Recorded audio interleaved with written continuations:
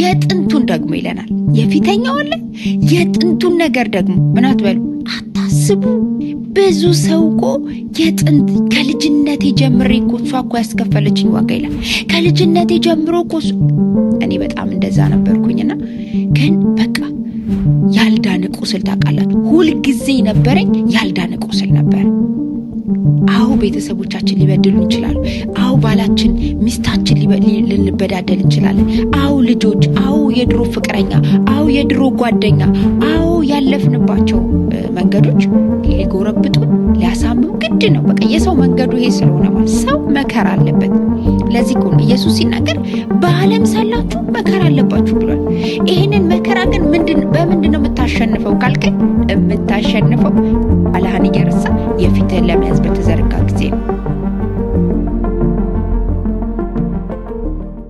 ሻሎም ቅዱሳን፣ በጌታ በኢየሱስ ክርስቶስ ስም ሰላም እላችኋለሁ። የተወደዳችሁ የእግዚአብሔር ቤተሰቦች ሰላም ይብዛላችሁ። እኔ እህታችሁ ሄቨን ነኝ ከስዊድን። እግዚአብሔር ይባረክ። በዚህ አጋጣሚ አዲስ የሆናችሁ እንግዳ የሆናችሁ ሰብስክራይብ እንድታረጉ፣ ላይክ እንድታረጉ፣ ሼር እንድታረጉ፣ ኮሜንት እንድታረጉ አበረታታችኋለሁ። በጣም ብዙዎቻችሁ ደግሞ እንደዚህም እያረጋችሁ ስለሆነ ጌታ ኢየሱስ ዘመናችሁን ይባርክ። ተባረኩ። ጋድ ብለስ ዩ። በጣም ደስ ብሎኛል። ብዙዎቻችሁም ደግሞ በዚህ ትምህርት እየተጠቀማችሁ ስለሆነ ጌታን እጅግ አድርጌ አመሰግናለሁ። እግዚአብሔር ይመስገን። ክብር ለኢየሱስ ይሁን። አሜን። ጌታ ይባረክ። ዛሬ በጣም አንድ በውስጤ ላይ ሲመላለስ የዋለ ቃል አለና እሱ ቃል ሼር አደርጋችኋለሁ። እርግጠኛ ነኝ በጣም እንደምትባረኩበት ማለት ነውና እግዚአብሔር መልካም ነው። ሃሌሉያ አሜን። አዲስ ነገር ሊያደርግ ፈልጓል ማለት ነው በህይወታችሁ ላይ። ምክንያቱም እግዚአብሔር የሆነ ነገር ሊያደርግ ሲል በህይወታችን ላይ ቃል ነው የሚልከውና ቃሉን ዛሬ ለኔ አቀብሏል። ለእናንተ ለምትሰሙት ደግሞ እግዚአብሔር አዲስ ነገር አደርጋለሁ ይላችኋል። ክብር ለኢየሱስ ይሁን። አሜን። እነሆ አዲስ ነገር አደርጋለሁ እርሱም ምን ይላል? አሁን ይበቅላል የሚል የእግዚአብሔር ቃል አለ መጽሐፍ ቅዱሳችን ላይ። ከዛ በፊት አንድ ነገር መናገር እፈልጋለሁኝ። በጣም አንዳንድ ሰዎች ልብ የሚያወርድ ልብ የሚያደክም መንፈሳዊ የሚመስል ግን ደግሞ መንፈሳዊ ያልሆነ ከመንፈሳዊ ውጪ የሆነ ልምምዶችን እንደ እግዚአብሔር ሰው የሚመስሉ ቁስላችሁን የሚጎረጉሩ ቁስላችሁን የሚነካኩ የተዋችሁትን የረሳችሁትን የዘጋችሁትን ፋይል እንደገና ፋይል እየቀሰቀሱ የባሰ ጠባሳችሁ ላይ እንደገና ቁስል እንዴት ነው ልክ ከዳነ በኋላ በጣም አትነካካው ይባላል አይደለ? ከተነካካ ምን ይላል?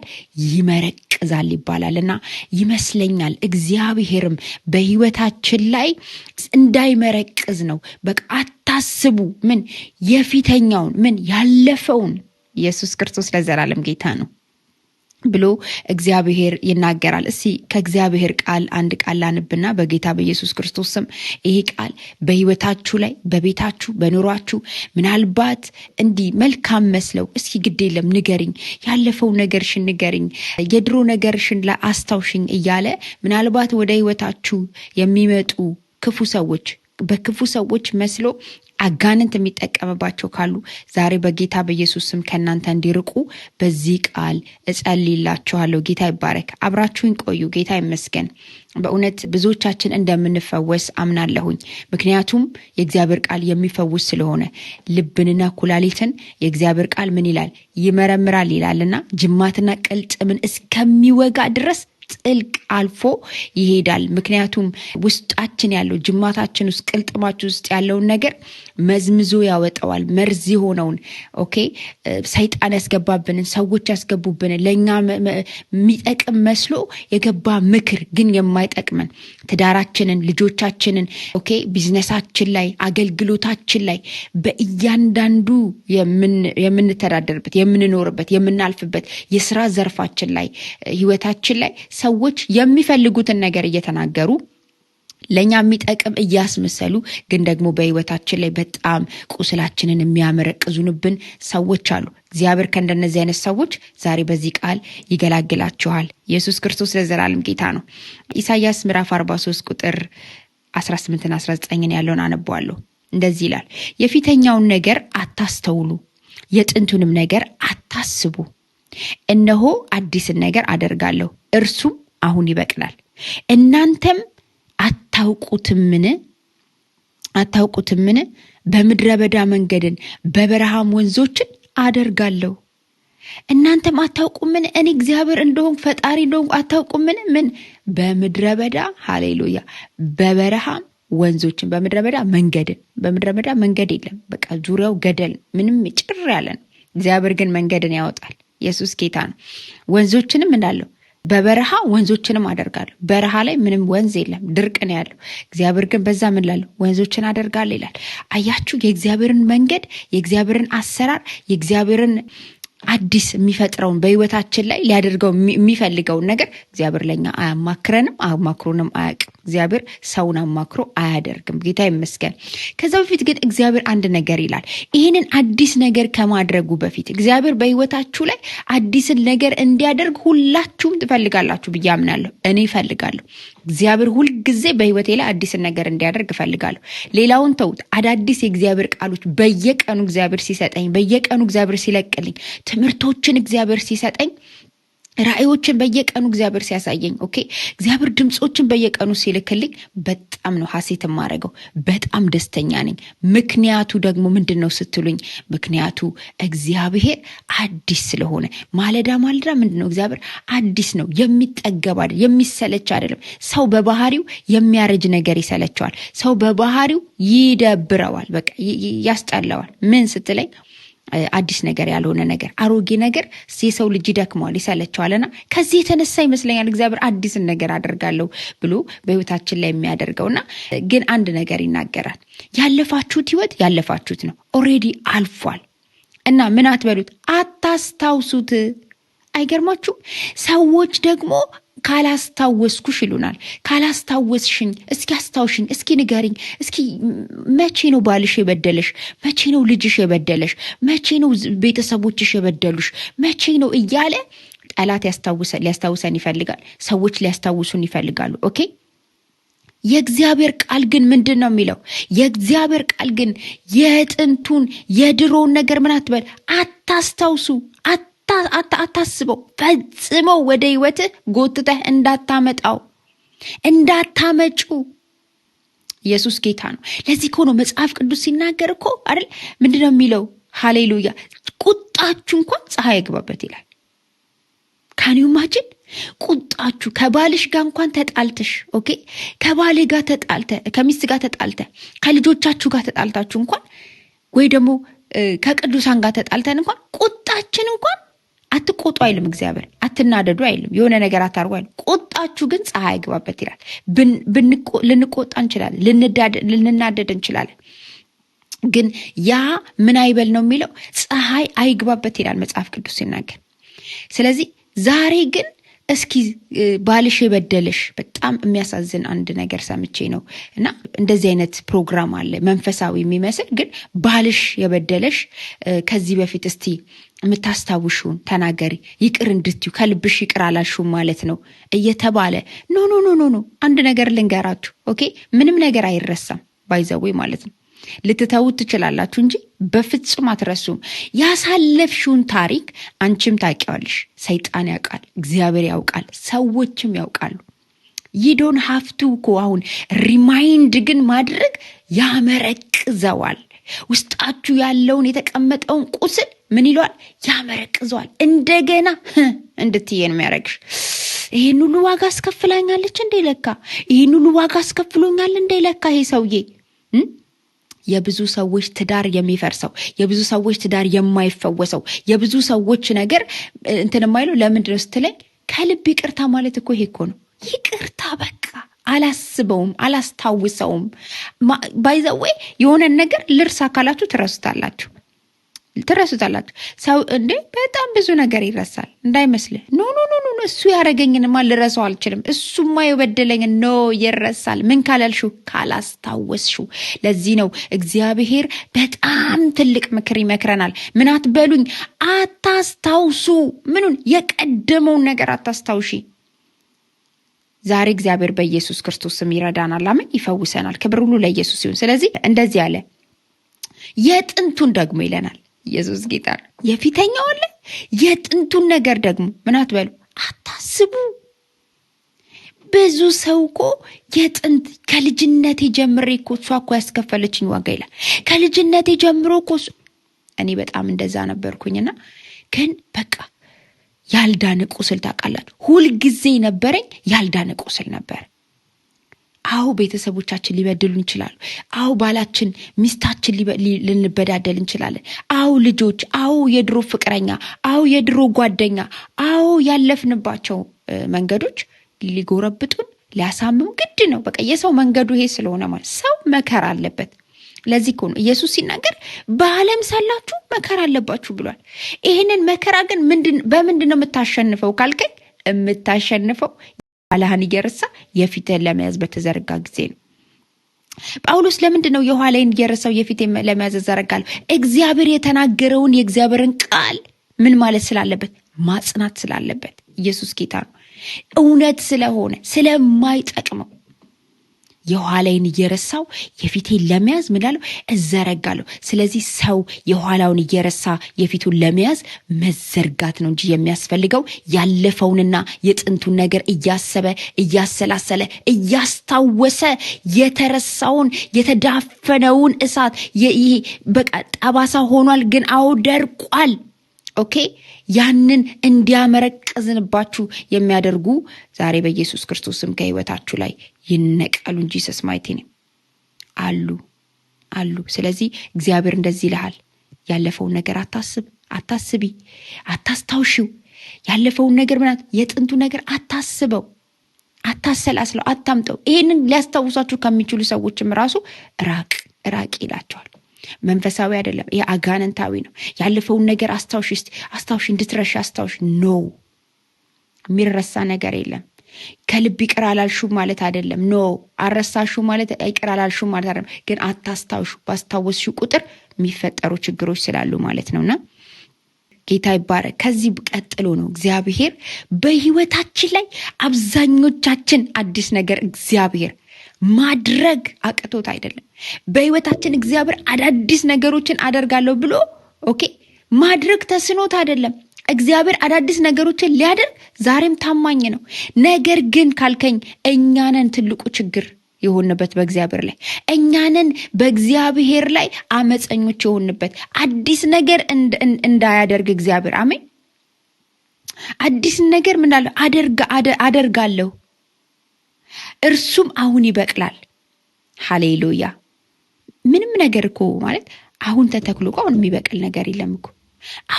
አሁን አሮጌው ነገር እኮ አሁን አዲስ እኮ መሆን አይችልም በሰውኛ።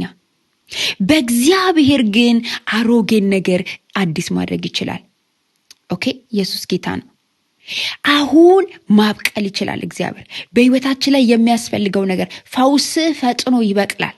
ሰላምሽ ፈጥኖ ይበቅላል።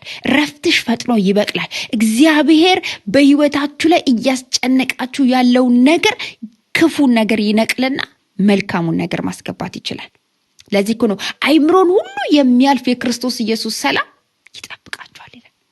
አይምሮ በጣም አስፈላጊ ነገር ነው። ያለፈ ነገር ማሰብና ማሰላሰል ባይዘወይ ለአይምሮ በሽተኛ ነው የሚያስዳርጋችሁ። ለዚህ ነው አንዱ ክርስቶስ ከሰጠን ሰላም መጀመሪያ የሚቆጣጠረን ምድር ውስጥ ላይ ፓወርፉል የሆነ የእግዚአብሔር ግሎሪ በውስጣችን ሲገባ ከባድ ችግር ውስጥ ሆናችሁ ግን ዘና ብላችሁ ትኖራላችሁ፣ ሳትጨናነቁ። በቃ ሰላም ተሰምቷችሁ ነገሩ አለ፣ ሁኔታው አለ። እናንተ ግን በቃ የማታውቁት ሰላም ይሰማችኋል፣ ውስጣችሁ ይፈሳል። ይሄንን የምትፈልጉ ሰዎች ካላችሁ እውነቴ ነው፣ ይሄ ምክር ለእናንተ ነው። ኢየሱስ ጌታ ነው። ሃሌሉያ። ምን አትበሉ፣ የጥንቱንና ያለፈውን ነገር አታስቡ፣ አታሰላስሉ። እነሆ አዲስን ነገር ምላለሁ፣ አሁን አበቅላለሁ። ስለዚህ ከዛ እንደዚህ ይላል፣ እናንተም ምን አትሉ፣ አታውቁትም። ምን አታውቁም፣ በቃ እግዚአብሔርን አታውቁትም።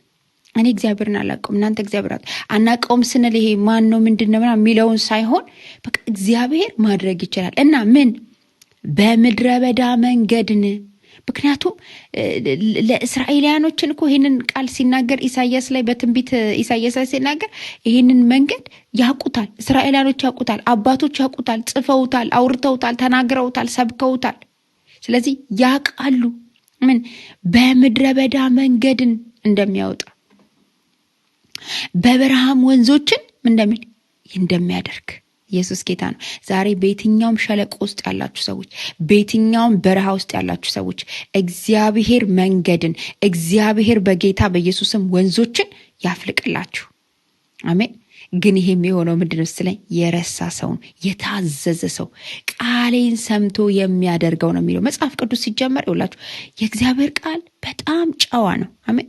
እኛ ግልብ ስንል እንደምንሰብከው አይደለም። እኛ የሆነ ስሜት ውስጥ ስንገባ እንደምንጮህለት ብቻ አይደለም። ኖ በጣም ነው። ይሄ ቃል እውነት ነው፣ ህይወት ነው። ይናገራል፣ ያወራል። ይሄ ቃል ያወራል፣ ይሰማል፣ ያወራል፣ ይናገራል። ኢየሱስ ጌታ ነው። ለዛ እኮ ነው መጽሐፍ ቅዱስ የተባለው። ቅዱስ ነው፣ የተለየ ነው። ብዙ መጽሐፍቶች አሉ፣ ይሄ ግን ይለያል። አሜን። ይሄ ግን ህይወት ይሰጣል፣ ይሄ ግን እረፍት ይሰጣል፣ ይሄ ግን በረከት ይሰጣል፣ ይሄ ግን ዊዝደም ይሰጣል። ኢየሱስ ያድናል። ይሄ ግን ምን ይላል? እየሄድንበት ካለንበት ከተሳሳተ መንገድ አውጥቶ ወደ ትክክለኛው መስመር ያስገባናል ማለት ነው። ስለዚህ እውነቴን ነው የምላችሁ፣ እግዚአብሔር ምን እያለ ነው? አታስቡ። ደግሞ እግዚአብሔር ከተናገረ ምን ያህል ያደርጋል።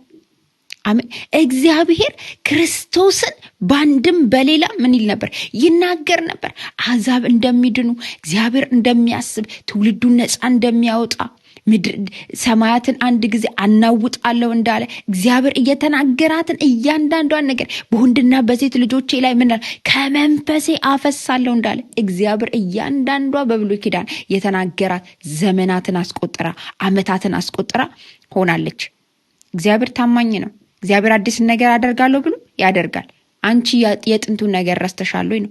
አንተ ያለፈውን ታሪክን ረስተሃል ወይ ነው? አሁን እኮ የሆነ ነገር እንኳን ስንጣላ እኮ ትዳራችን ላይ እንዴ አንተ እኮ ምረሳለህ መሰለህ እንዴ? አረሳሽም ማለት ነው። እያስታወስሽ ነው። እያስታወሰ የሚጣላ ሰው አለ። ባልየውም እንደዛ ነው። አንቺ እኮ ያረግሽኝን ምረሳ ይመስልሻል? ልጆቻችሁንም እንደዛው፣ ልጆቻችንንም እንደዛ እንላለን። የሆኑ ሰዎችም ትንስን እንዴ እሷ እኮ ያረገች መቼም አረሳውም እኮ አንረሳም። ስለዚህ አዲስ ነገር መሆን አይችልም። የእግዚአብሔር ቃል ፕሪንሲፕል ይሄ ስለሆነ ማለት ነው። እግዚአብሔር ግን ከተናገረ ደግሞ እንደዛው የሚያደርግ አምላክ ነው። ዕብራውያን ምዕራፍ 1:1 ላይ ከጥንት ጀምሮ እግዚአብሔር በብዙ አይነትና በብዙ ጎዳና ለአባቶቻችን በነቢያት ተናግሮ ሁሉን ወራሽ ባደረገው ቁጥር 2 ላይ ደግሞም ዓለማትን በፈጠረበት በልጁ በዚህ ዘመን መጨረሻ ለኛ ተናገረን። ኢየሱስ ክርስቶስ ለዘላለም ጌታ ነው። አያችሁ፣ እግዚአብሔር በልዩ ልዩ መንገድ፣ በልዩ ልዩ ሁኔታ፣ በልዩ ልዩ ድምፅ፣ በተለያዩ ሰዎች እግዚአብሔር ይናገር ነበረ። ለአባቶች እናማ ፈጸመው፣ እናማ በእኛ በዚህ ዘመን መጨረሻ በእኛ ተናገረ ይለናል ዕብራውያኖች ሲናገሩ። ኢየሱስ ጌታን አሜን። ለእኛ በዚህ ዘመን መጨረሻ በልጁ በክርስቶስ ኢየሱስ ተናገረን። ሊናገር የሚፈልገውን ያ እግዚአብሔር ሲያውጅ የነበረውን፣ በምሳሌ ሲናገር የነበረውን፣ በተለያየ ነገር ሲናገር የነበረውን እግዚአብሔር አሁን ምን ብሎታል አለ? በልጁ አድርጎታል አለ። ክብር ሁሉ ለኢየሱስ ይሁን። በልጁ ተናገረን አለ። ጌታ ይባረክ። ስለዚህ እግዚአብሔር ከተናገረ በሕይወታችሁ ላይ ያደርጋል። ዛሬ ምንድን ነው ካላችሁኝ፣ ዛሬ የጥንቱን ያለፈውን ታሪክሽን እርሹ። አታስቢው፣ አታሰላስሊው። ከእንደዚህ አይነት ሰዎች ራቁ። እንዲህ አይነት ሰዎች ሰላማችሁን ይነሷቸዋል። እኔ እኮ ብለው ነው የሚጀምሩት። ሲጀምሩ ራሱ እነዚህ ሰዎች እኔ እኮ የሚገርምሽ ነገር እንዲህ ተበድዬ እንዲሆኝ እንድታስቡ፣ የእናንተን ቁስል እንድታስቡ፣ የእናንተን ነገር እንድታስቡ፣ የእናንተን ሁኔታ እንድታስቡ። ኦኬ። ማንም ሰው ነገውን እያሰበ አይማረርም። ማንም ሰው ነገ ሊመጣው የሚለውን ነገር እያሰበ አይቆጭም። ሰው የሚቆጨው ትላንትናውን እያሰበ ነው።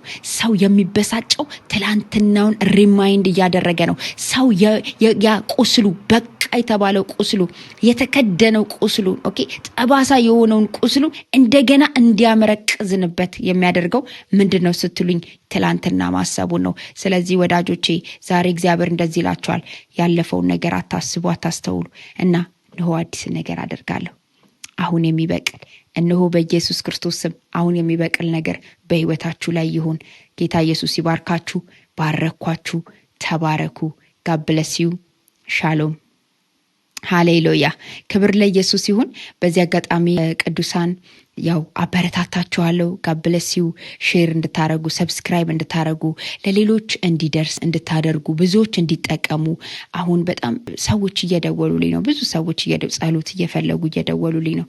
ጌታ ኢየሱስ ይባርካችሁ። አገልግሎትሽን እንደግፍ ብሎ የሚደውል የለም እንጂ ጸሎት ፈልገው የሚደውሉ ሰዎች አሉ። እግዚአብሔር ይመስገን። ጌታ ይባረክ። አሜን። ደስተኛ ነኝ በጣም። በዚህ አጋጣሚ አገልግሎቱንም ሳፖርት እንድታደርጉ በጌታ ፍቅር አሳስባችኋለሁ ማለት ነውና እግዚአብሔር ዘመናችሁን ይባርክ። በዚህ ራሱ ትልቅ ሳፖርቲንግ ነው። ሰብስክራይብ ማድረግ፣ ሼር ማድረግ፣ ላይክ ማድረግ፣ ለሌሎች ማስተላለፍ። ይሄን ስታደርጉ እናንተ ሳፖርት እያደረጋችሁ ነው ማለት ነውና ይሄ በጣም ትልቅ ነገር ነው። ጌታ ኢየሱስ ይባርካችሁ። ተባረኩ። ቀጣይ ቪዲዮ ደግሞ እስከምንገናኝ God bless you. Shalom.